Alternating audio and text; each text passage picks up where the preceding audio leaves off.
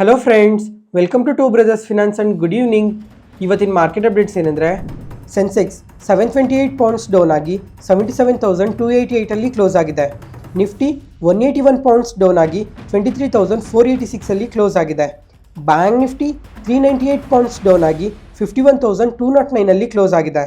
ಈಗ market news start ಮಾಡೋದಕ್ಕೂ ಮುಂಚೆ ಫ್ರೆಂಡ್ಸ್, ನಿಮ್ಮ ಸಪೋರ್ಟಿಂದ ಇವತ್ತಿಗೆ 1000 ಸಬ್ಸ್ಕ್ರೈಬರ್ಸ್ ರೀಚ್ ಆಗಿದ್ದೀವಿ. ಮತ್ತು ಪ್ರತಿಯೊಬ್ಬರು ದಿನ ನನ್ನ ವೀಡಿಯೋಸ್ ನೋಡಿ ಎಂಕರೇಜ್ ಮಾಡ್ತಾ ಇದ್ದೀರಾ. ತುಂಬಾ ಧನ್ಯವಾದಗಳು. ಮತ್ತು ಇದೇ ಥರ ಸ್ಟಾಕ್ ಮಾರ್ಕೆಟ್ ರಿಲೇಟೆಡ್ ಆಗಿ ತುಂಬಾ ವೀಡಿಯೋಸ್ನ ತರ್ತೀವಿ. ನಿಮ್ಮ ಎನ್ಕರೇಜ್ಮೆಂಟ್ ನಮಗೆ ತುಂಬಾ ಅವಶ್ಯಕತೆ ಇದೆ. ಅದ್ರ ಜೊತೆಗೆ ನೀವು ವೀಡಿಯೋಸ್ ನೋಡೋದ್ರ ಜೊತೆ ನಿಮ್ಮ ಫ್ರೆಂಡ್ಸ್ಗೂ ಕೂಡ ಶೇರ್ ಮಾಡಿ. ಮತ್ತು ಅದಾದಮೇಲೆ ನಿಮಗೆ ಸ್ಟಾಕ್ ಮಾರ್ಕೆಟ್ ರಿಲೇಟೆಡ್ ಆಗಿ ಯಾವುದಾದ್ರೂ ಟಾಪಿಕ್ಸ್ ಮೇಲೆ ವೀಡಿಯೋಸ್ ತರಬೇಕು ಅಂದರೆ ಕಮೆಂಟ್ ಸೆಷನಲ್ಲಿ ಕಮೆಂಟ್ ಮಾಡಿ. ಮತ್ತು ಅದಾದಮೇಲೆ ಈ ಚಾನಲ್ ರಿಲೇಟೆಡ್ ಆಗಿ ಏನಾದರೂ ಸ್ವಲ್ಪ ಚೇಂಜಸ್ನ ತರಬೇಕು ಅಥವಾ ನಾವೇನಾದರೂ ಇಂಪ್ರೂವ್ ಆಗಬೇಕು ಅಂದರೆ ದಯವಿಟ್ಟು ಕಮೆಂಟ್ ಸೆಷನಲ್ಲಿ ಕಮೆಂಟ್ ಮಾಡಿ. ಯಾಕಂದರೆ ನೀವು ಕಮೆಂಟ್ ಮಾಡೋದ್ರಿಂದನೇ ನಮಗೆ ಗೊತ್ತಾಗೋದು. ಪ್ರತಿದಿನ ಮಾರ್ಕೆಟ್ ಬಗ್ಗೆ ಬಂದು ಮಾತಾಡಿ ಹೊರಟೋದ್ರೆ ಆಗೋಗಲ್ಲ. ಇವಾಗ ಈ ಚಾನಲ್ ಬಗ್ಗೆ ನೀವೇನು ಅನ್ಕೊತಾ ಇದ್ದೀರಾ, ನೀವೇನನ್ನ ಎಕ್ಸ್ಪೆಕ್ಟ್ ಮಾಡಿ ಈ ಚಾನಲ್ನ ನೋಡ್ತಾ ಇದ್ದೀರಾ ಅಂತ ನಮಗೆ ಗೊತ್ತಾದರೆ ತಾನೇ ನೀವು ಯಾವ ಥರ ಕಂಟೆಂಟ್ನ ಎಕ್ಸ್ಪೆಕ್ಟ್ ಮಾಡಿ ಈ ಚಾನಲ್ನ ನೋಡ್ತಾ ಇದ್ದೀರಾ ಅಂತ ಗೊತ್ತಾಗೋದು. ಅದಕ್ಕೋಸ್ಕರ ದಯವಿಟ್ಟು ಕಮೆಂಟ್ ಸೆಷನಲ್ಲಿ ಕಮೆಂಟ್ ಮಾಡಿ. ನೆಕ್ಸ್ಟ್ ಇವಾಗ ವಿಷಯಕ್ಕೆ ಬಂದರೆ ಫ್ರೆಂಡ್ಸ್, ಇವತ್ತು ಮಾರ್ಕೆಟ್ ನೋಡಿದ್ರಾ, ಕಂಪ್ಲೀಟಾಗಿ ಫಾಲ್ ಆಗಿದೆ. ಎಲ್ಲ ಇಂಡಿಸಸ್ ನೆಗೆಟಿವಲ್ಲೇ ಕ್ಲೋಸ್ ಆಗಿದೆ. ಸ್ಮಾಲ್ ಕ್ಯಾಪ್ಸ್ ಆದರೆ ಎಬೋವ್ 1% ಫಾಲ್ ಆಗಿದೆ. ಫ್ರೆಂಡ್ಸ್, ಇವಾಗ ಮಾರ್ಕೆಟ್ ಓಪನಿಂಗಲ್ಲಿ ನೋಡಿಕೊಂಡ್ರೆ ಎಲ್ಲ ಇಂಡಿಸಸ್ ಪಾಸಿಟಿವ್ಗೆ ಓಪನ್ ಆಯಿತು. ಅದಾದಮೇಲೆ ಲೋವರ್ ಐಸ್ ಲೋವರ್ ಲೋಸ್ ಟಚ್ ಮಾಡಿ ಮಾರ್ಕೆಟ್ ನೆಗೆಟಿವಲ್ಲಿ ಕ್ಲೋಸ್ ಆಗಿದೆ. ಇವತ್ತು ಮಾರ್ಕೆಟ್ ಇಷ್ಟು ನೆಗೆಟಿವ್ ಆಗಿ ರಿಯಾಕ್ಟ್ ಆಗೋದಕ್ಕೆ ರೀಸನ್ಸ್ ಏನು ಅಂತ ನೋಡಿಕೊಂಡ್ರೆ, ಮೊದಲನೇದಾಗಿ ಡೊನಾಲ್ಡ್ ಟ್ರಂಪ್ ಅವರು ಮುಂಚೆಯಿಂದನೂ ಟ್ಯಾರಿಫ್ ಬಗ್ಗೆ ಅಪ್ಡೇಟ್ ಮಾಡ್ತಾ ಇದ್ದಾರಲ್ಲ, ಈ ಟ್ಯಾರಿಫ್ ಅನ್ಸರ್ಟನಿಟೀಸ್ ಇಂದಾನೆ ಇವತ್ತು ಮಾರ್ಕೆಟ್ ಇಷ್ಟು ನೆಗೆಟಿವ್ ಆಗಿ ರಿಯಾಕ್ಟ್ ಆಗಿರೋದು. ಈ ಟ್ಯಾರಿಫ್ ಬಗ್ಗೆ ಎಲ್ಲ ತುಂಬಾ ಸಲನೇ ಮಾತಾಡ್ಕೊಂಡಿದ್ವಿ, ಅದಕ್ಕೋಸ್ಕರ ಮತ್ತೆ ಏನು ರಿಪೀಟ್ ಮಾಡಕ್ ಹೋಗ್ತಿಲ್ಲ. ಅದ್ರ ಜೊತೆಗೆ ರೀಸೆಂಟ್ ಆಗಿ ಈ ಟ್ಯಾರಿಫ್ ರಿಲೇಟೆಡ್ ಆಗಿ ಹೊಸ ಅಪ್ಡೇಟ್ಸ್ ಸಹ ಏನು ಬಂದಿಲ್ಲ.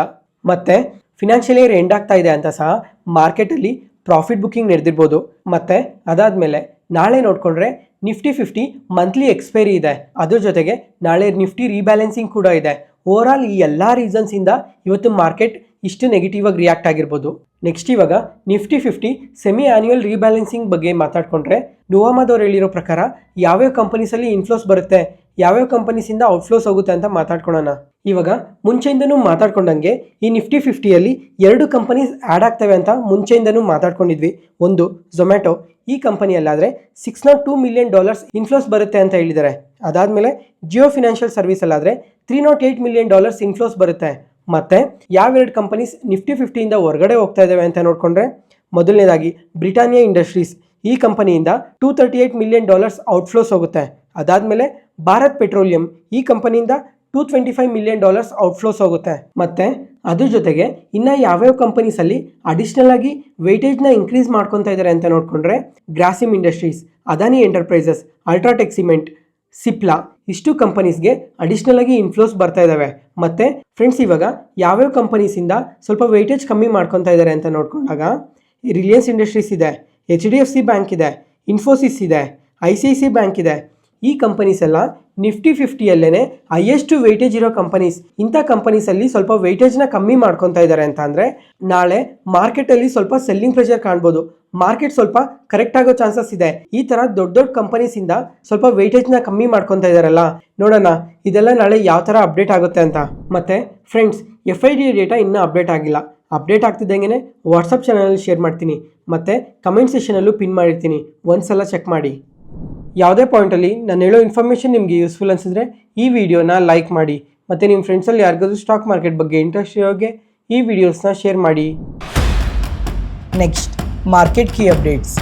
ಫಸ್ಟ್ ಇವಾಗ ಸಿಮೆನ್ಸ್, ಈ ಕಂಪನಿ ನೋಡಿದ್ರೆ ಇವತ್ತು ಇಂಟ್ರಾಡೇ ಸೆಷನಲ್ಲಿ ಶೇರ್ ಪ್ರೈಸ್ ಎಬೋವ್ 5% ಪಾಸಿಟಿವ್ ಆಗಿ ರಿಯಾಕ್ಟ್ ಆಗಿದೆ. ಫಸ್ಟ್ ಇವಾಗ ಈ ಕಂಪನಿ ಬಿಸ್ನೆಸ್ ಬಗ್ಗೆ ತಿಳ್ಕೊಳ್ಳೋಣ. ಇವರು ತುಂಬಾ ಹಲವಾರು ಸೆಕ್ಟರ್ಸಲ್ಲಿ ವರ್ಕ್ ಮಾಡ್ತಾ ಇದ್ದಾರೆ. Automotive, power utility, data centre, infrastructure, pharma, chemicals, ಈ ಥರ ಇನ್ನೂ ಹಲವಾರು ಸೆಕ್ಟರ್ಸಲ್ಲಿ ಇವರು ವರ್ಕ್ ಮಾಡ್ತಾ ಇದ್ದಾರೆ. ಇವರು ಮುಂಚೆಯಿಂದನೂ ಈ ಎನರ್ಜಿ ಬಿಸ್ನೆಸ್ನ ಡಿಮರ್ಜ್ ಮಾಡೋದಕ್ಕೆ ಏನೋ ಒಂದು ಅಪ್ಡೇಟ್ ಮಾಡ್ತಾನೆ ಇದ್ರು. ಮುಂಚೆ ನೋಡಿಕೊಂಡ್ರೆ ಬೋರ್ಡಿಂದ ಅಪ್ರೂವಲ್ ಸಿಕ್ತು, ಅದಾದಮೇಲೆ ಸೆಬಿಯಿಂದ ಸಹ ಅಪ್ರೂವಲ್ ಸಿಕ್ತು, ಮತ್ತು ಇವತ್ತು ನೋಡಿಕೊಂಡ್ರೆ NCLTಯಿಂದ ಅಪ್ರೂವಲ್ ಸಿಕ್ಕಿದೆ ಅಂತ ಈ ಎಕ್ಸ್ಚೇಂಜ್ ಫೈಲಿಂಗಲ್ಲಿ ಅಪ್ಡೇಟ್ ಮಾಡಿದ್ದಾರೆ. ಮತ್ತು ಇವಾಗ 1:1 ರೇಷೋದಲ್ಲಿ ಇದು ಡಿಮರ್ಜ್ ಆಗ್ತಾ ಇರೋದು. ಹೆಂಗೆ ಅಂತ ಅಂದರೆ, ಇವಾಗ ಸಿಮೆನ್ಸ್ ಒಂದು ಕಂಪನಿ ಇದೆ, ಎನರ್ಜಿ ಬಿಸ್ನೆಸ್ ಡಿಮರ್ಜ್ ಆಗ್ತಾ ಇದೆ ಅಲ್ಲ, ಇವಾಗ 1:1 ರೇಷೋದಲ್ಲಿ ಈ ಡಿಮರ್ಜರ್ ನಡೆಯೋದು. ಇವಾಗ ನಿಮ್ಮ ಹತ್ರ ಸಿಮೆನ್ಸ್ ಕಂಪನಿದು 1 ಶೇರ್ ಇದ್ರೆ ನಿಮಗೆ ಅಡಿಷನಲ್ ಆಗಿ ಇನ್ನೊಂದು ಶೇರ್ ಆ್ಯಡ್ ಆಗುತ್ತೆ ಎನರ್ಜಿ ಬಿಸ್ನೆಸ್ದು. ಇದಕ್ಕೆ ಎಕ್ಸ್ ಡೇಟ್ ಬಂದ್ಬಿಟ್ಟು April 7th ಅಂತ ಕೂಡ ಅಪ್ಡೇಟ್ ಮಾಡಿದ್ದಾರೆ. ಈ ಥರ ಎನರ್ಜಿ ಬಿಸ್ನೆಸ್ನ ಡಿಮರ್ಜರ್ ಮಾಡೋದ್ರಿಂದ ಕ್ಲಿಯರ್ ಆಗಿ ಈ ಸೆಗ್ಮೆಂಟಲ್ಲಿ ಫೋಕಸ್ ಮಾಡ್ಬೋದು ಅಂತ ಅಪ್ಡೇಟ್ ಮಾಡಿದ್ದಾರೆ. ಅದ್ರ ಜೊತೆಗೆ ವ್ಯಾಲ್ಯೂ ಅನ್ಲಾಕಿಂಗ್ ಕೂಡ ನಡೆಯುತ್ತೆ ಮತ್ತು ಕಮಿಂಗ್ ಟೈಮಲ್ಲಿ ಪಾರ್ಟ್ನರ್ಶಿಪ್ ಮಾಡಿಕೊಂಡು ಎಕ್ಸ್ಪ್ಯಾಂಡ್ ಆಗೋ ಚಾನ್ಸಸ್ ಕೂಡ ಇದೆ ಅಂತ ಈ ಓವರ್ ಆಲ್ ಎಲ್ಲ ರೀಸನ್ಸಿಂದ ಈ ಕಂಪನಿಯಲ್ಲಿ ಸ್ಟ್ರಾಂಗ್ ವಾಲ್ಯೂಮ್ ಬೈಯಿಂಗಿಂದ ಇವತ್ತು ಇಷ್ಟು ಪಾಸಿಟಿವ್ ಆಗಿ ರಿಯಾಕ್ಟ್ ಆಗಿರೋದು. ನೆಕ್ಸ್ಟ್, ಈ ಫುಡ್ ಡೆಲಿವರಿ ಕಂಪನೀಸ್ ಆದ ಝೊಮ್ಯಾಟೊ ಮತ್ತು ಸ್ವಿಗ್ಗಿ ನೋಡ್ತಾ ಇದ್ದೀರಾ, ಈ ರೀಸೆಂಟ್ ಟೈಮಲ್ಲಿ ತುಂಬಾ ನೆಗೆಟಿವ್ ಆಗಿ ರಿಯಾಕ್ಟ್ ಆಗ್ತಾ ಇದೆ. ಇವಾಗ ಝೊಮ್ಯಾಟೊ ನೋಡಿಕೊಂಡ್ರೆ ಲಾಸ್ಟ್ 2 ಡೇಸಲ್ಲಿ ನಿಯರ್ಲಿ 6%ವರೆಗೂ ಕರೆಕ್ಟ್ ಆಗಿದೆ.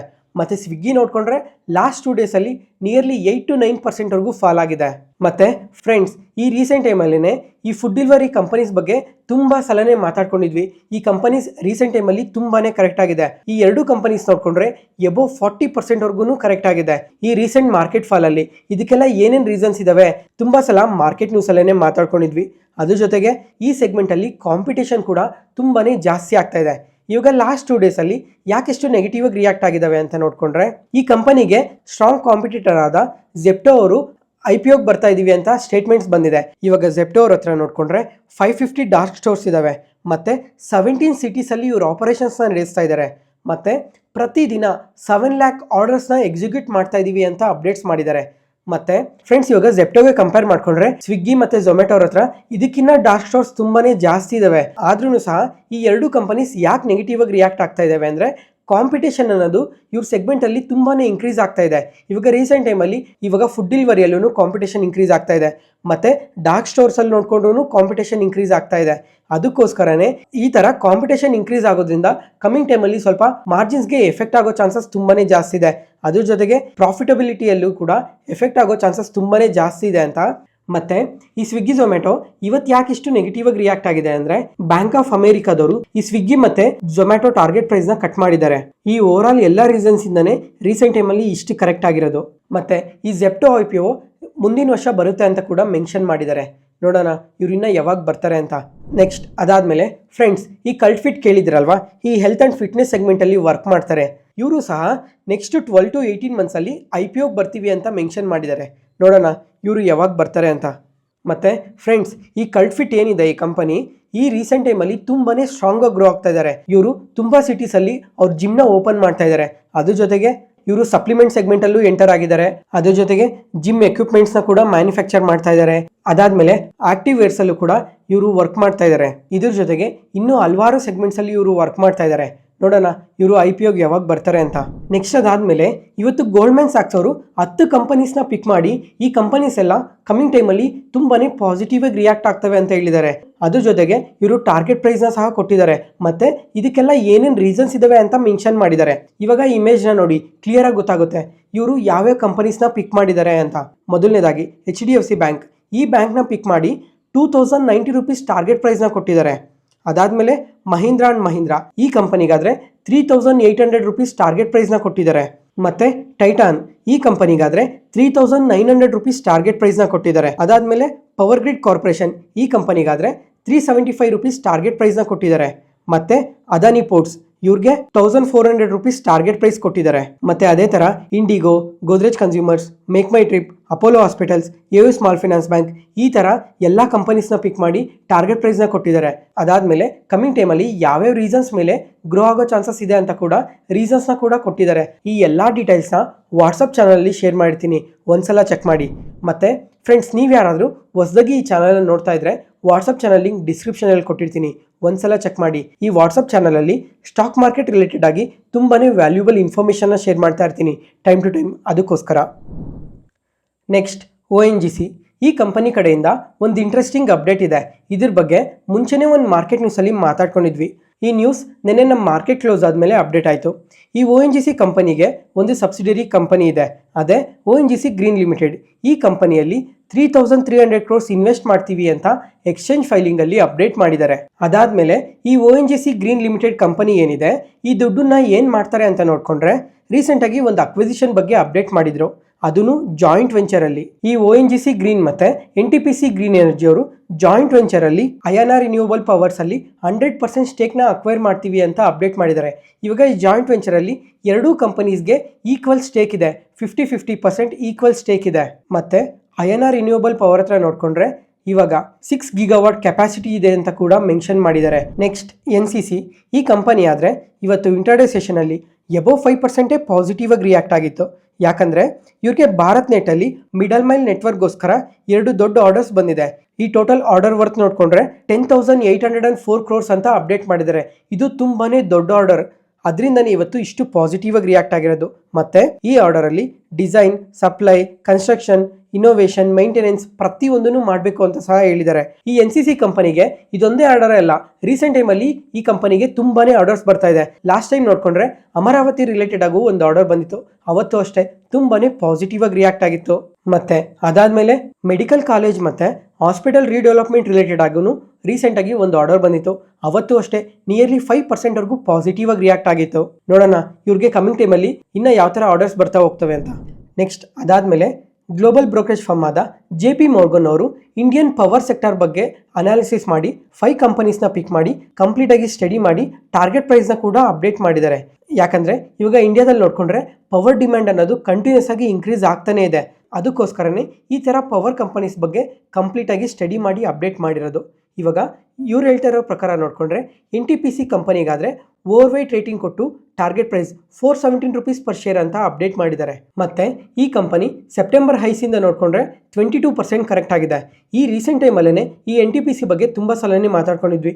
ತುಂಬಾ ಬ್ರೋಕರೇಜ್ ಫರ್ಮ್ಸ್ ಅವರು ಈ ಕಂಪನಿಗೆ ಬೈ ರೇಟಿಂಗೇ ಕೊಟ್ಟಿದ್ರು. ಅದ್ರ ಜೊತೆಗೆ ಇವ್ರು ನೋಡ್ಕೊಂಡ್ರೆ ಥರ್ಮಲ್ ರಿಲೇಟೆಡ್ ಆಗಿ, ನ್ಯೂಕ್ಲಿಯರ್ ಎನರ್ಜಿ ರಿಲೇಟೆಡ್ ಆಗಿ ಕೆಪಾಸಿಟಿನ ಇನ್ಕ್ರೀಸ್ ಮಾಡ್ಕೊತಾನೆ ಬರ್ತಾ ಇದ್ದಾರೆ. ನೋಡೋಣ ಇವರು ಕಮಿಂಗ್ ಟೈಮಲ್ಲಿ ಯಾವ ಥರ ಗ್ರೋ ಆಗ್ತಾರೆ ಅಂತ.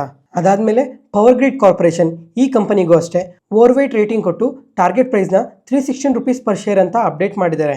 ಅದಾದಮೇಲೆ ಟಾಟಾ ಪವರ್ಗಾದರೆ ನ್ಯೂಟ್ರಲ್ ರೇಟಿಂಗ್ ಕೊಟ್ಟಿದ್ದಾರೆ.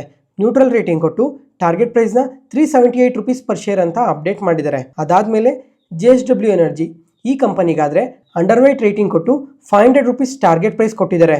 ಇವಾಗ ಅಂಡರ್ ವೇಟ್ ರೇಟಿಂಗ್ ಏನಕ್ಕೆ ಕೊಟ್ಟಿದ್ದಾರೆ ಅಂತ ನೋಡ್ಕೊಂಡ್ರೆ ಈ ಕಂಪನಿ ಸ್ವಲ್ಪ ಓವರ್ ವ್ಯಾಲ್ಯೂಷನ್ ಇದೆ ಅಂತ ಈ ಥರ ಅಂಡರ್ ವೇಟ್ ರೇಟಿಂಗ್ ಕೊಟ್ಟಿರೋದು.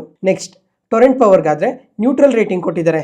ನ್ಯೂಟ್ರಲ್ ರೇಟಿಂಗ್ ಕೊಟ್ಟು 1504 rupees per share ಅಂತ ಟಾರ್ಗೆಟ್ ಪ್ರೈಸ್ನ ಕೊಟ್ಟಿದ್ದಾರೆ. ಫ್ರೆಂಡ್ಸ್ ನೆಕ್ಸ್ಟ್ ಅದಾದಮೇಲೆ ಇವಾಗ ಈ ರೇಟಿಂಗ್ಸ್ ಬಗ್ಗೆ ಒಂದ್ಸಲ ಹೈಲೈಟ್ ಮಾಡ್ತೀನಿ. ಯಾಕಂದರೆ ಇವಾಗ ಈ ರೀಸೆಂಟ್ ಟೈಮಲ್ಲಿ ಮಾರ್ಕೆಟಲ್ಲಿ ತುಂಬ ಜನ ಹೊಸ ಇನ್ವೆಸ್ಟರ್ಸ್ ಬಂದಿದ್ದಾರೆ.